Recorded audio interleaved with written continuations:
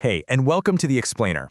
Today we're jumping into a really powerful idea from the Bhagwad Gita, and it's all about the most complicated, most powerful thing you'll ever own, your own mind. It's a huge question, right? And what's fascinating is that ancient wisdom, like the Gita, tells us the answer is totally up to you.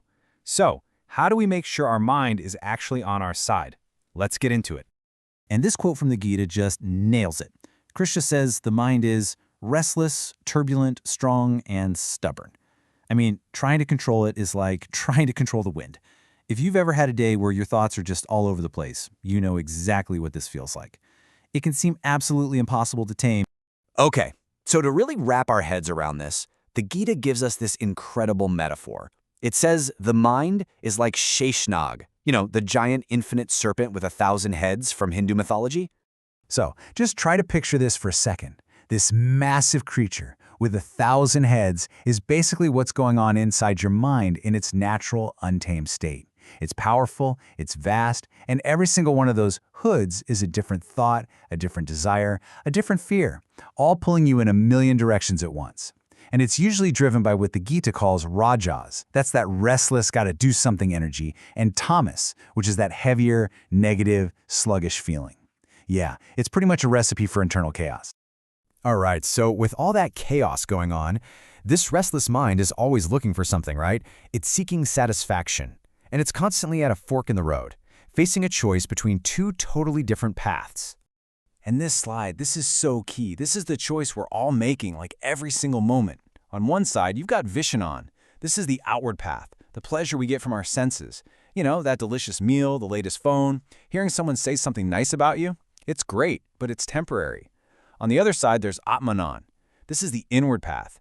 It's a much deeper kind of bliss that comes from your inner self. So one way leads to just constantly wandering and chasing the next thing.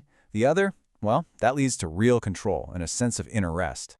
So the big question is, how do you actually make that shift? How do you go from that chaotic, outward-facing mind to a calm, focused, inward one? Well, the answer comes down to one single, really powerful idea. Because without a target, without any kind of direction, your mind is always going to be that chaotic, thousand-headed serpent we talked about. Just thoughts and impulses pulling you in every direction. And the key, the absolute game changer, is to give it what's called a laksha. It's a Sanskrit word, and it simply means an aim, a goal, a purpose.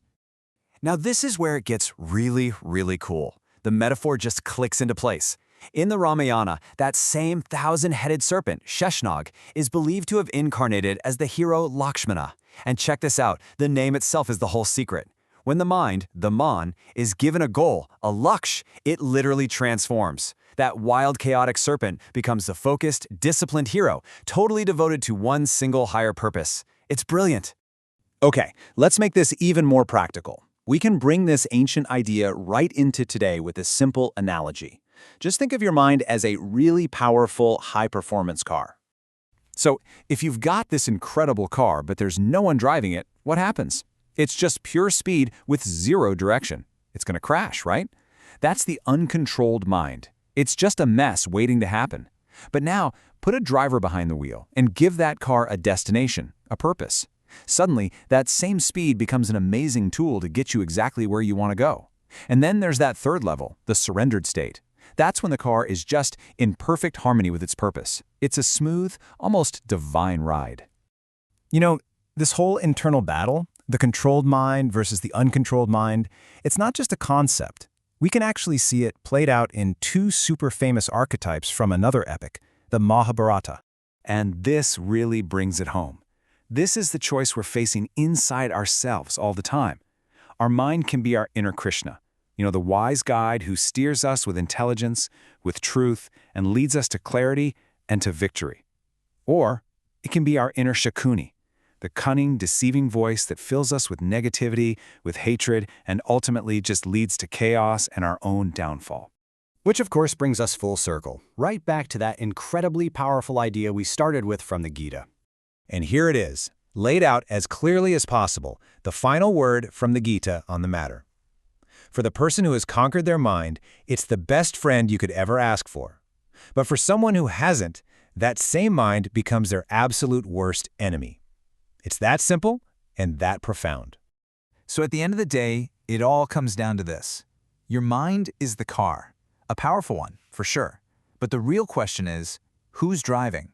Because the power to choose the driver and to pick the destination, well, that power is all yours. Thanks for joining me.